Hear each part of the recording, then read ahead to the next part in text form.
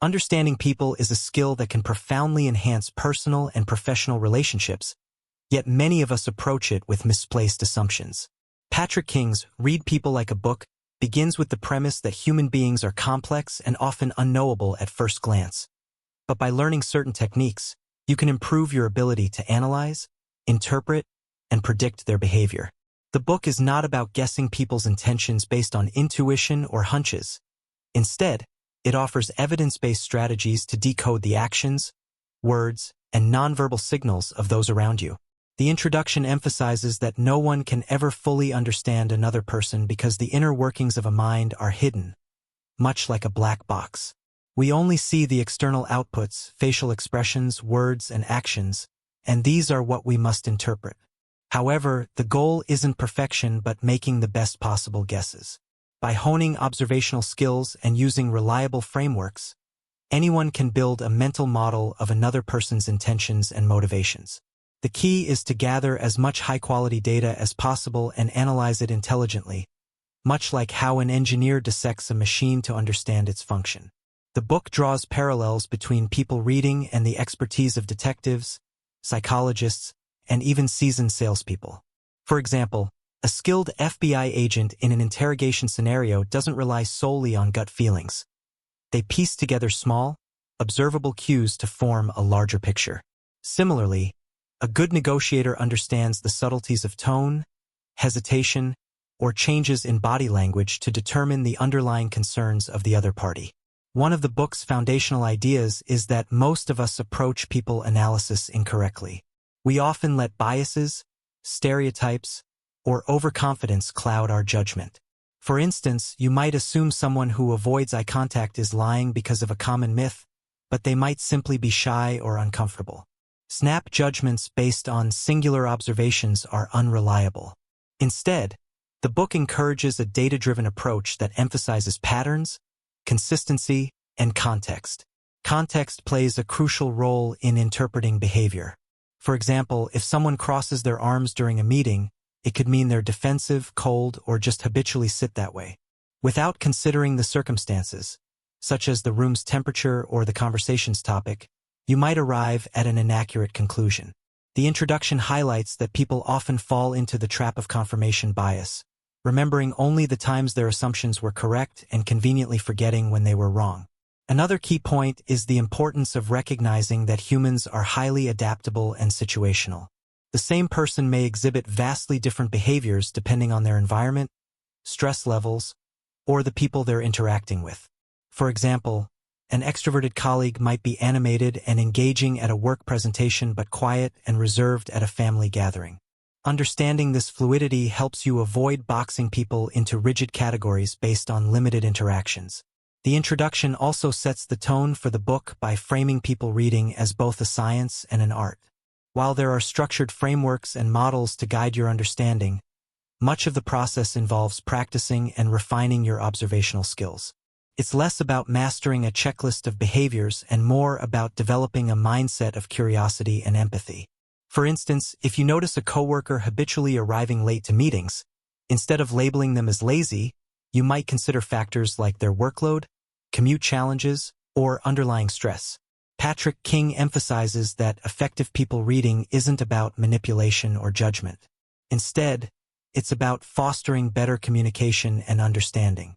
Imagine being able to tailor your approach to someone's unique personality or emotional state. A manager who recognizes that an employee thrives on positive reinforcement rather than criticism can significantly improve team dynamics. Similarly, knowing when someone is struggling emotionally allows you to offer support rather than unwittingly adding to their stress. A fascinating example in the introduction involves first impressions. The initial moments of meeting someone carry the most weight because we're hardwired to make snap judgments for survival. These impressions often stick, even when additional information contradicts them. For instance, someone who appears confident and assertive during an interview might later reveal themselves to be indecisive under pressure. This discrepancy arises because we unconsciously base our assessments on limited data and fail to revise them as new evidence emerges. The book stresses the need to remain open-minded and willing to update your understanding of people as you gather more information. A recurring theme is the importance of self-awareness in the process of reading others. Your perceptions of people are inevitably influenced by your own experiences, emotions, and biases.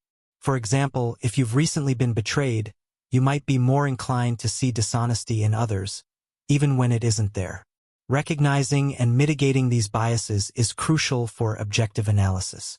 Ultimately, the introduction sets up the reader for an exploration of practical tools and techniques. The goal is to make informed, accurate assessments of others, whether it's during a job interview, a negotiation, or a casual conversation.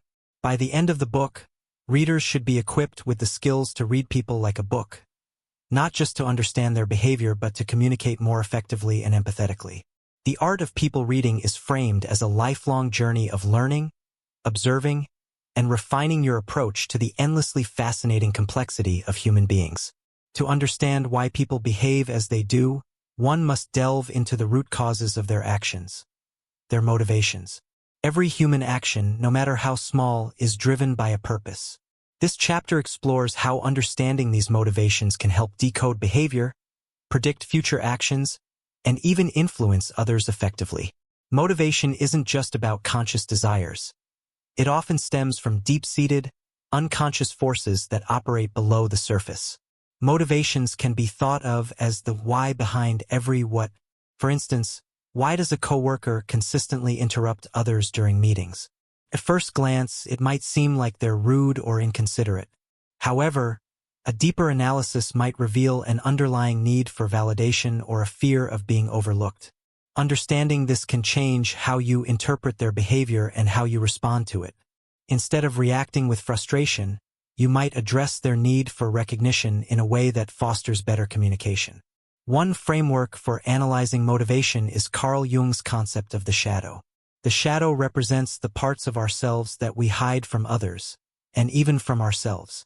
These hidden aspects, such as insecurity, fear, or resentment, often manifest indirectly in our behavior. For example, someone who was raised in an environment that devalued their opinions might develop a habit of dominating conversations as an adult, subconsciously overcompensating for their suppressed feelings of insignificance. An everyday example of shadow motivations can be seen in competitive scenarios. Imagine a colleague who constantly brags about their accomplishments. While this might come across as arrogance, it could stem from a deep-seated fear of inadequacy. Recognizing the shadow at play allows you to approach the situation with empathy rather than irritation, perhaps even encouraging a healthier dynamic by affirming their contributions in a non-competitive way. Maslow's hierarchy of needs offers another lens to view motivation. At its core, it suggests that human desires are organized into a pyramid, with basic physiological needs like food and shelter at the bottom and self-actualization at the top. The theory posits that until lower-level needs are met, higher-level aspirations often remain out of reach. For instance, someone struggling with financial insecurity is unlikely to focus on abstract goals like personal growth or creativity. This framework can help you understand where someone's priorities lie based on their current circumstances. Consider a friend who has been distant and unengaged. Instead of assuming they're uninterested in the friendship, Maslow's theory encourages you to examine their situation. Are they dealing with stress at work or financial strain? If so, their focus might be on resolving these immediate challenges, leaving little room for social interaction. By identifying their position on the hierarchy, you can better support them rather than misinterpreting their behavior. The chapter also introduces the pleasure-pain principle, which asserts that human behavior is fundamentally driven by the desire to seek pleasure and avoid pain. This principle, while seemingly simple, underpins many of our actions. For example, a student might procrastinate on a challenging assignment, not because they're lazy, but because the thought of starting the task triggers feelings of inadequacy or anxiety. Understanding this can help reframe the situation and offer solutions that reduce the perceived pain of starting the assignment, such as breaking it into smaller, manageable steps. However, the pleasure-pain principle also explains more complex behaviors. Take a smoker who continues the habit despite knowing its long-term health risks. Rationally, they understand the pain it might cause in the future, but the immediate pleasure of the act outweighs that distant discomfort in their mind. This highlights how short-term gratification often takes precedence over long-term consequences, a pattern visible in everything from unhealthy eating habits to impulsive spending. Another layer of motivation lies in defense mechanisms. People often protect their egos through behaviors like denial, rationalization, or projection. These mechanisms shield them from emotional discomfort but can also distort reality.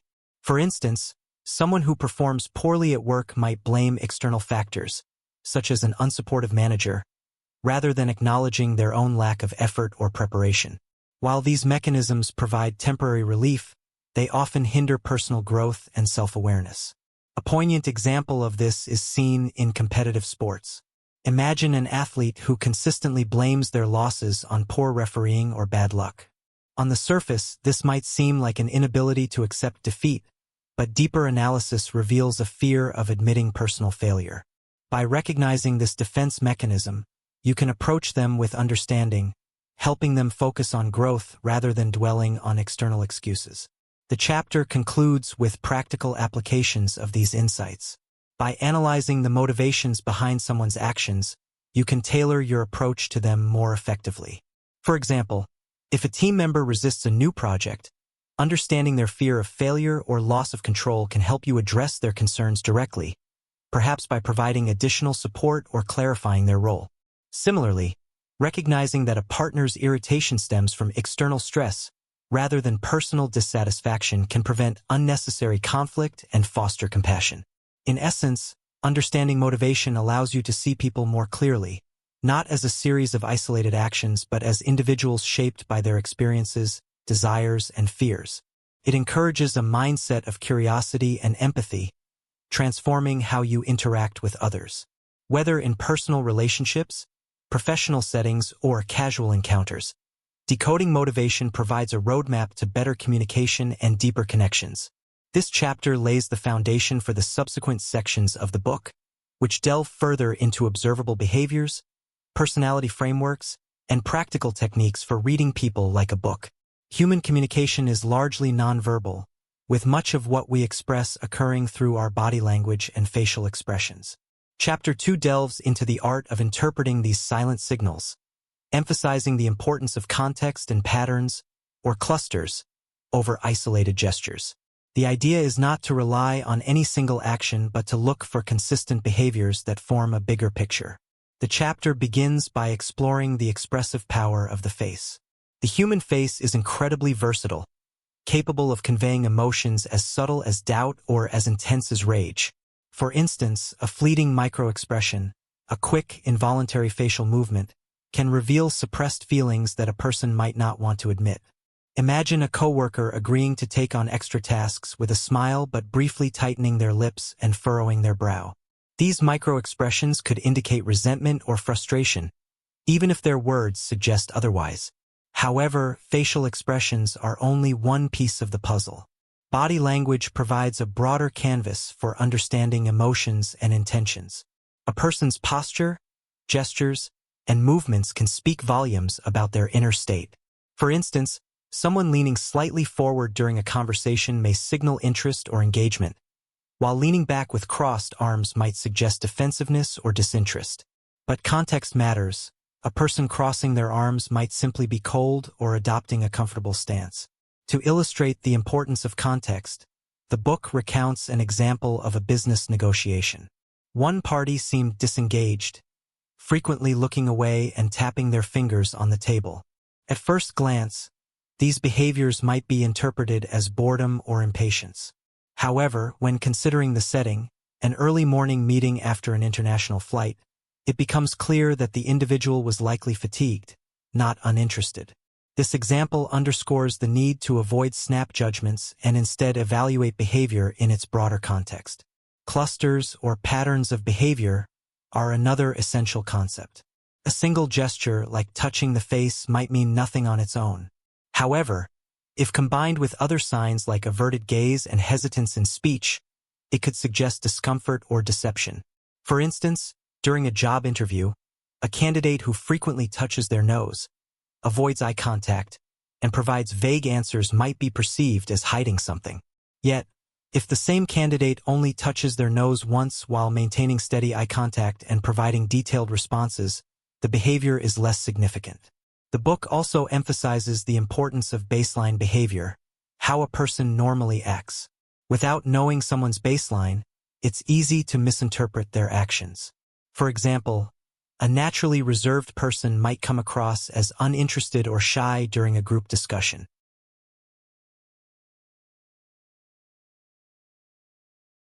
However, if you've observed them in other settings and know they rarely speak up unless prompted, this behavior aligns with their baseline and is not necessarily a sign of disengagement. A practical application of this idea is highlighted in law enforcement. Interrogators often start with casual conversation to establish a baseline for a suspect's behavior. This way, they can identify deviations when the questioning becomes more pointed.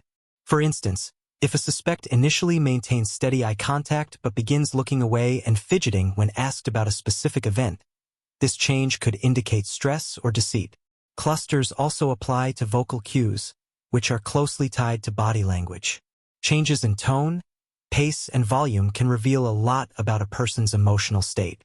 For example, a manager who usually speaks confidently and at a steady pace might raise their voice and speak rapidly when defending a controversial decision. This vocal shift, combined with tense body language, could suggest underlying anxiety or defensiveness. The chapter also discusses cultural differences in body language interpretation. While some gestures are universal, like smiling to indicate happiness, others vary significantly across cultures. For instance, direct eye contact is considered a sign of confidence in many Western cultures, but might be seen as confrontational or disrespectful in some Asian cultures. Understanding these nuances is crucial, especially in multicultural environments. An example from the workplace demonstrates this point. A team leader noticed that an international team member rarely made direct eye contact during meetings. Initially, the leader interpreted this as a lack of confidence. However, after learning about the cultural background of the team member, they realized this behavior was a sign of respect rather than insecurity. By understanding and adapting to these cultural differences, the leader improved communication and fostered a more inclusive environment. The chapter concludes with strategies for improving your ability to read nonverbal cues. One technique is to observe interactions in everyday settings, such as coffee shops or airports, where people's body language often reveals their emotions and intentions. For example, a person repeatedly checking their watch and looking toward the entrance might be waiting for someone and feeling anxious or impatient. Another exercise involves watching silent films or muted television shows to focus solely on the character's nonverbal communication. Ultimately, reading body language and facial expressions is about connecting the dots. By paying attention to clusters of behavior, understanding baseline patterns, and considering context, you can develop a more nuanced understanding of others. This skill not only helps in deciphering emotions and intentions, but also fosters better communication and empathy, allowing you to respond to people in ways that align with their unspoken needs. Whether in professional settings, personal relationships, or casual interactions, the ability to read nonverbal cues is a powerful tool for building deeper connections and navigating complex social dynamics. Understanding personality is a cornerstone of analyzing human behavior. In Chapter 3, the book delves into personality science and typology, exploring how different frameworks and models can provide a structured approach to understanding why people act the way they do. These models are tools to decode complex traits, helping to predict behavior, preferences, and even decision-making tendencies. Rather than pigeonholing individuals into fixed categories, personality science offers insights into patterns that can guide interactions and foster deeper understanding. One of the most widely recognized frameworks discussed in this chapter is the Big Five personality traits. This model breaks personality into 5 dimensions: openness, conscientiousness, extroversion, agreeableness, and neuroticism. Each trait exists on a spectrum, and understanding where someone falls on each can illuminate much about their behavior. For example, a highly conscientious person might excel in structured environments, keeping meticulous track of details and deadlines. In contrast, someone low in conscientiousness might struggle with routines but thrive in creative, free-form roles where flexibility is valued. To apply this framework, imagine you're managing a team. You notice that one member consistently resists detailed planning and prefers to jump straight into tasks. Recognizing that they might score lower on conscientiousness allows you to adapt your approach, perhaps providing fewer rigid guidelines and focusing instead on the end goals. This understanding fosters collaboration and avoids frustration on both sides. Another widely used personality model is the Myers-Briggs Type Indicator, MBTI. Rooted in Carl Jung's psychological theories, the MBTI categorizes individuals into 16 personality types based on 4 dichotomies: introversion versus extroversion, sensing versus intuition, thinking versus feeling, and judging versus perceiving. While the MBTI is often criticized for its binary approach, it remains a popular tool for understanding preferences in communication, decision-making, and problem-solving. For instance, an introverted, intuitive, thinking, and judging INTJ type may prefer working independently, focusing on long-term strategies, and valuing logic over emotional appeals. If this type is part of a brainstorming session, they might not immediately share their thoughts but later present a well-developed plan. Understanding their type allows you to give them space and time to process ideas, ensuring their contributions are not overlooked. The chapter also introduces Keirsey's temperament theory, which builds on the MBTI but emphasizes observable behaviors. Keirsey divides personalities into 4 temperaments: guardians, artisans, idealists, and rationals. Each temperament has distinct preferences and strengths. Guardians, for example, value order, tradition, and responsibility, making them reliable in structured roles. Artisans, on the other hand, thrive on spontaneity and adaptability, excelling in dynamic, fast-paced environments. An example of how this theory plays out is in conflict resolution. Suppose you're mediating a disagreement between a guardian and an artisan. The guardian might be frustrated by the artisan's perceived lack of adherence to rules, while the artisan might feel constrained by the guardian's rigidity.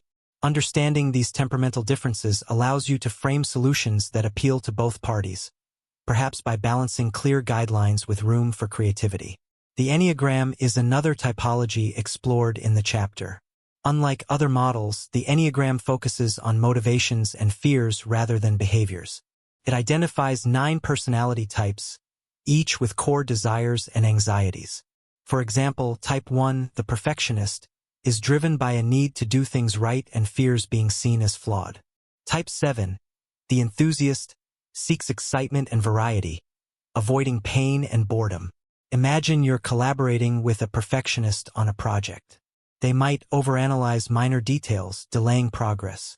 Recognizing their fear of imperfection, you can reassure them by emphasizing progress over perfection and creating a supportive environment where mistakes are seen as opportunities for learning.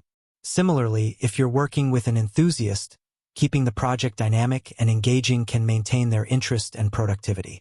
The chapter also touches on the practical use of personality assessments in everyday interactions. For instance, when meeting someone new, you can ask open-ended questions to uncover traits aligned with these frameworks. Questions like, what do you enjoy doing in your free time? Or, how do you typically approach challenges at work? Can reveal whether someone is more structured or flexible, introverted or extrovert, or driven by logic or emotion. A real-world example of leveraging personality typology can be seen in customer service.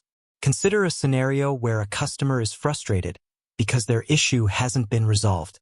If the customer appears detail-oriented and insists on step-by-step explanations, they might align with a more conscientious personality. Providing clear, organized updates and confirming each step might soothe their frustration. On the other hand, if the customer seems impatient and focused on getting results quickly, they might resonate with an artisan temperament. In this case, prioritizing efficiency and quick solutions would likely be more effective. The chapter also emphasizes that no single model is universally applicable or definitive. People are multidimensional, and their behaviors may not always align neatly with one framework. For instance, someone might generally identify as introverted but exhibit extroverted tendencies in specific situations, such as leading a team or participating in activities they're passionate about. These complexities highlight the importance of flexibility in applying personality science. Finally, The chapter underscores the value of using personality insights to improve communication and empathy rather than for manipulation or stereotyping. Understanding someone's personality allows you to tailor your approach to their unique needs and preferences. For instance, a manager who knows their team includes both extroverts and introverts might create a balance of group discussions and opportunities for individual input to ensure everyone's voice is heard. By the end of the chapter, it's clear that personality science and typology are powerful tools for understanding the diverse ways people interact with the world. They help you move beyond superficial judgments, enabling you to connect with others on a deeper level.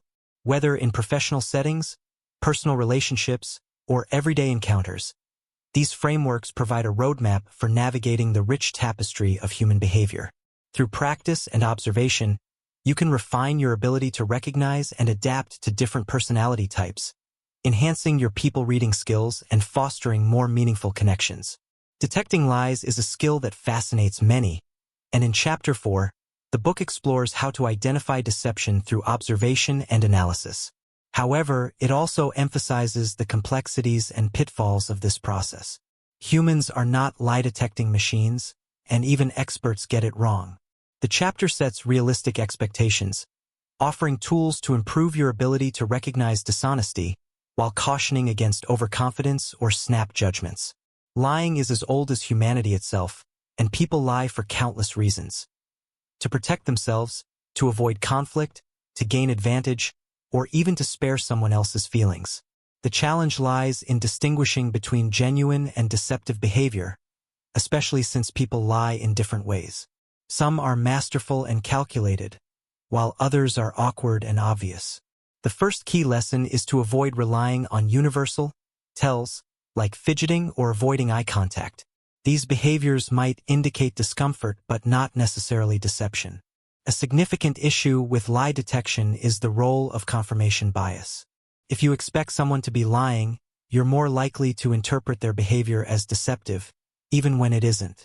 For instance, if you think a coworker is lying about missing a deadline, you might overanalyze their hesitation when explaining themselves, even though their pause might simply stem from nervousness. The chapter emphasizes the importance of starting with an open mind and gathering data before jumping to conclusions. The book introduces several techniques to improve your lie-detecting abilities. One is establishing a baseline. People have unique ways of communicating and expressing themselves, so it's crucial to understand what normal looks like for the individual. For example, some people naturally avoid eye contact or fidget when they're nervous, even when telling the truth.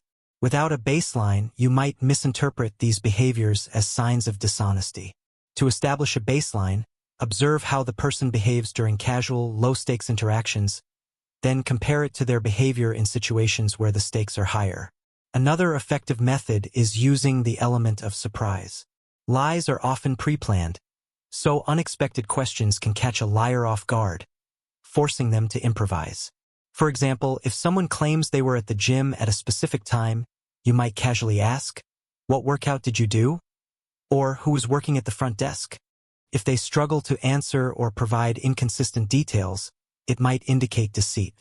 However, the chapter cautions against overloading someone with questions, as this can make even truthful people appear flustered. The book also discusses increasing cognitive load as a way to detect lies. Lying requires more mental effort than telling the truth because the liar has to invent details and maintain consistency while suppressing the truth.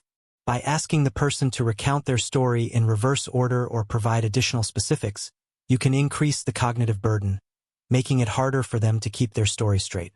For instance, if a friend claims they went shopping, you might ask them to describe the items they bought in reverse order. A truthful person can usually do this without much effort, but a liar might struggle. Body language plays a role in lie detection, but the chapter stresses the importance of looking for clusters of behavior rather than isolated gestures.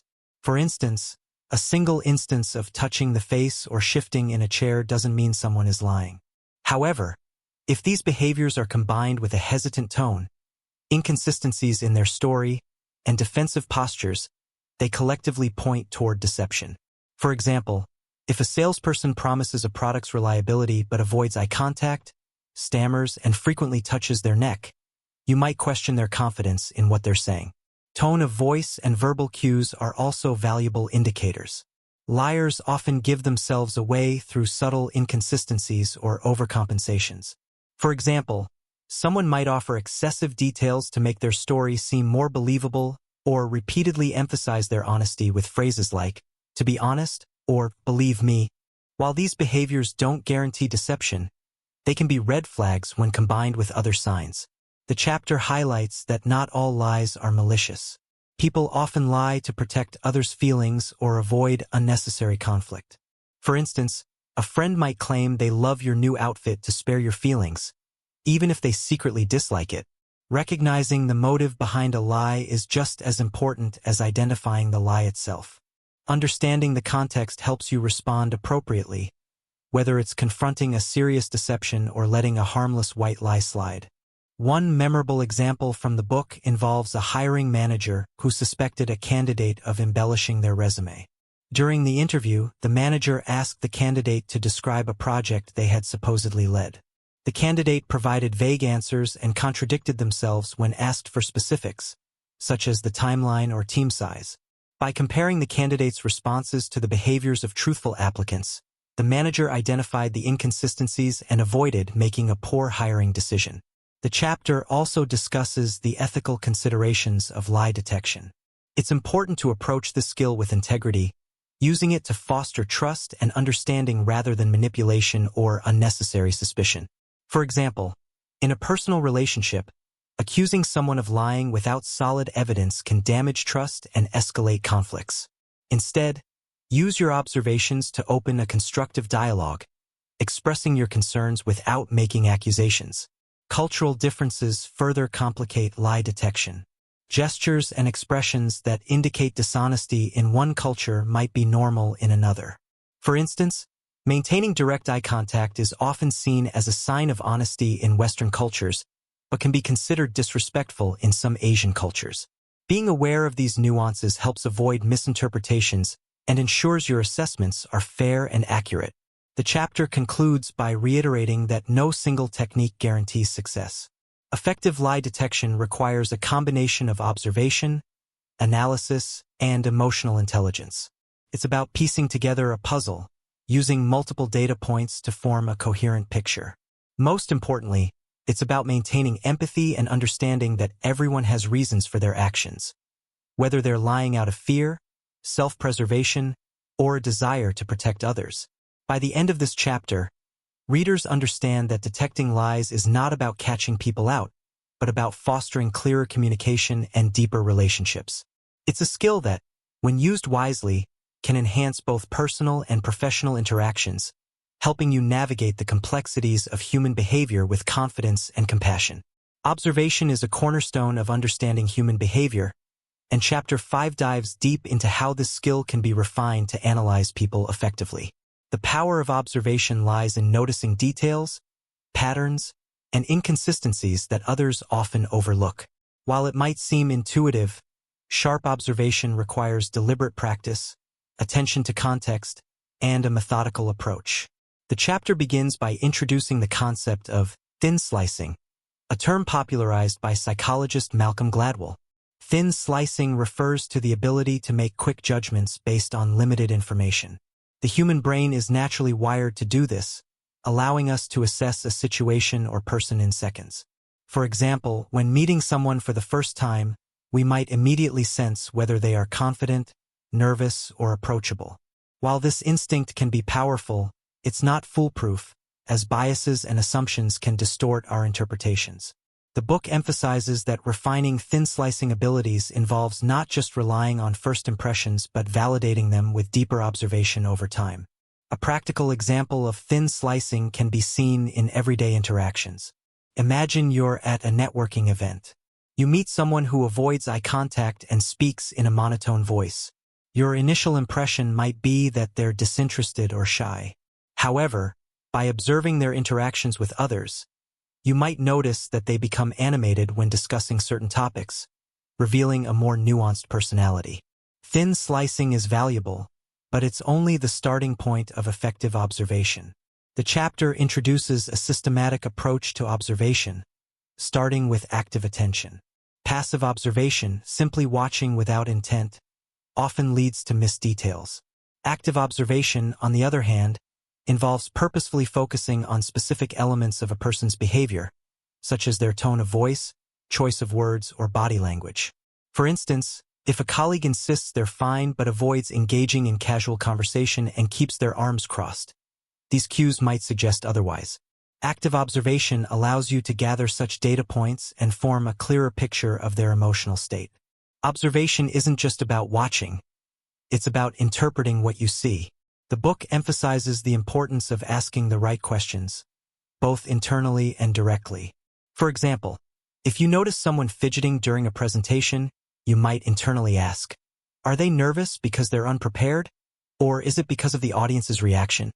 Similarly, asking indirect questions can elicit revealing answers. Instead of asking, are you upset? Which might prompt a defensive denial, you could say, you seem quieter than usual today? What's on your mind? Such questions often lead to more genuine responses, helping you understand the underlying emotions. The chapter also explores how to observe patterns over time. People are creatures of habit, and consistent behaviors can provide valuable insights. For instance, a coworker who consistently arrives late to meetings might be disorganized or overwhelmed.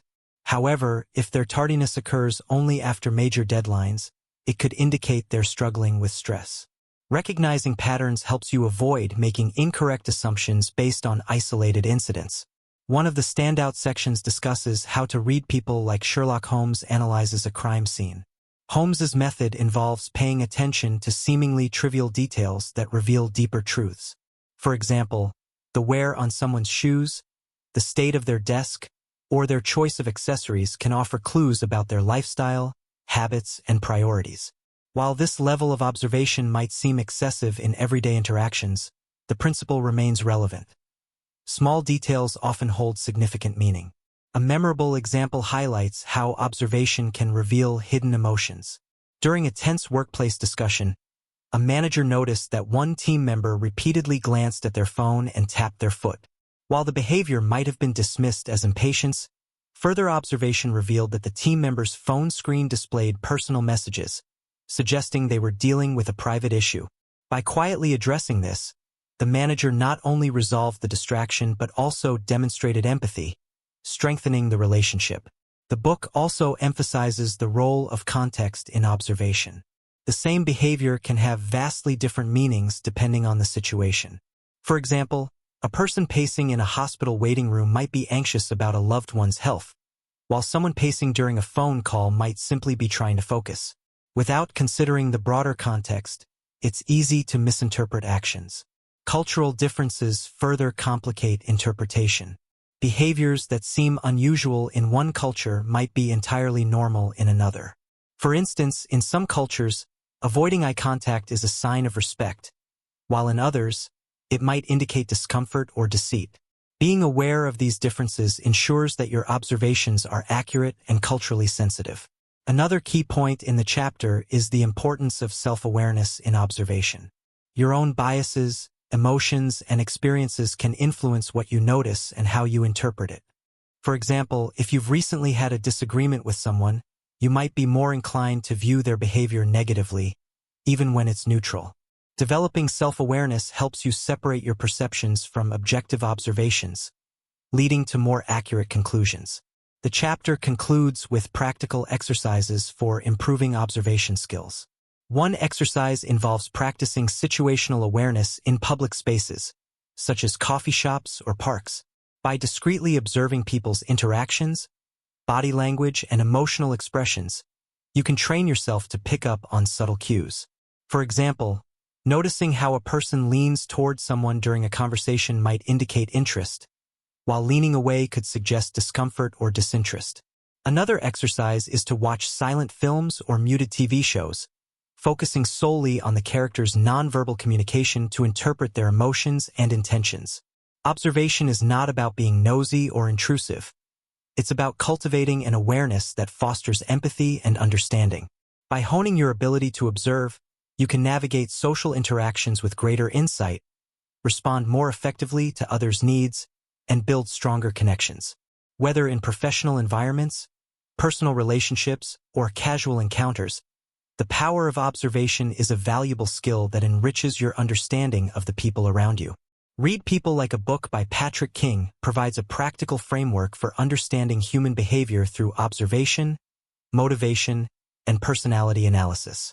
By decoding body language, identifying patterns, and considering context, the book empowers readers to move beyond surface-level interactions and uncover deeper truths about the people around them.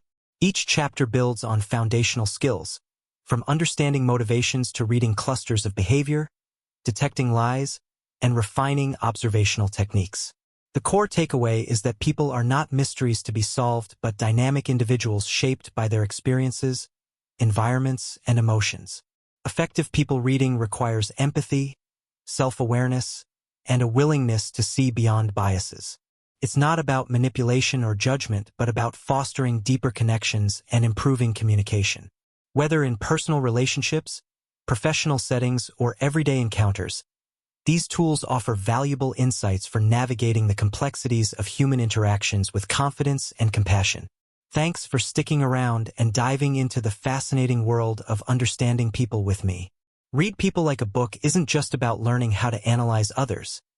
It's about building deeper connections, improving communication, and fostering empathy in all areas of life.